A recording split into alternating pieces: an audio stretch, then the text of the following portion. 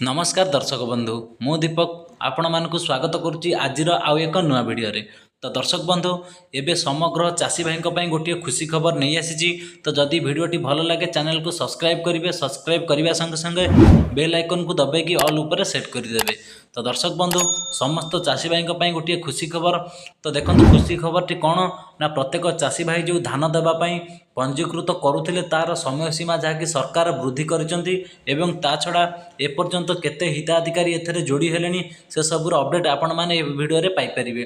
तो आसतु प्रथम करी आमे जानी नबा जे केते आर अवधि बढ़िला कौन घोषणा करचंदी मोहन सरकार। तो बढ़िला चाषी पंजीकरण अवधि मुख्यमंत्री घोषणा। बढ़िला खरीफ ऋतु धान संग्रह और चाषी पंजीकरण अवधि चाषी अनुरोध पर घोषणा कले मुख्यमंत्री।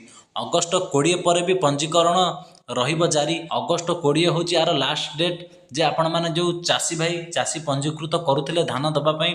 तो देखो ये सब जो कथा सरकार दृष्टि रखी आर जहाँकि पंजीकृतर समय सीमा को सरकार जारी करिसेंती जहाँकि आपण मैंने अगस्ट 20 पर भी पंजीकरण करें। सूचना देले खाद्य जोगाण और खाउटी कल्याण मंत्री। खरीफ ऋतु धान संग्रह एवं चाषी पंजीकरण अवधि वृद्धि घोषणा कले मुख्यमंत्री। चाषी को आश्वासना देले मुख्यमंत्री मोहन माझी। गोटे भी चाषी पंजीकरण वंचित हेबेनी मुख्यमंत्री निर्देशक में खरीफ ऋतु धान संग्रह निमंते जारी प्रक्रिया अवधि वृद्धि करा जायछि। पंजीकरण प्रक्रिया गत जुलाई 19 तारिख आरंभ होइथिबा बेले यह चलित मास 20 तारिख पर्यंत धार्य करा जायथिला।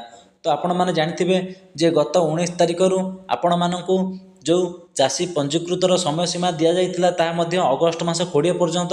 तो आपण माने एबे अगस्ट 20 पर चाहिले भी जड़े चाषी जमीती नबजंती से हिसाब रे सरकार एबे पंजीकरण समय सीमा जाकि अवधि रखिले। तो देखंतु मात्र चाषी मानक स्वार्थ और अनुरोध क्रमे यही अवधि को वृद्धि करचंती सरकार। एपर्यंत जदि आपण माने जानिबा चाहउचंती एथरे केते चाषी पंजीकृत एपर्यंत हेलेनी।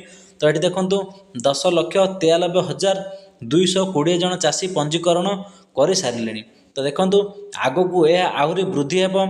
एथिसह पंजीकरण प्रक्रिया सरलीकरण करा जायथिबा कहिसंती खाद्य जोगाण और खाउटी कल्याण मंत्री। तो दर्शक बंधु ये थिले आजिर अपडेट। तो देखंतु एटी एपर्यंत 10,93,220 चाषी भाई पंजीकरण हेलेनी। तो जदि आपण माने एपर्यंत असुविधा बा द्वंद्वर अछंती जे आपण मानकर जो जमी पट्टा को नेकी सबू तो आपण माने आ व्यस्त होबा दरकार नहीं। तो आपण माने अगस्ट 20 तारिख पर भी पंजीकरण जाकि करि परिबे। तो दर्शक बंधु ये थिले आजिर अपडेट। वीडियोटी भल लागिले चैनल को सब्सक्राइब करेंगे और वीडियोटी को लाइक करेंगे। तो ये विदाय दिंतु। नमस्कार, जय जगन्नाथ।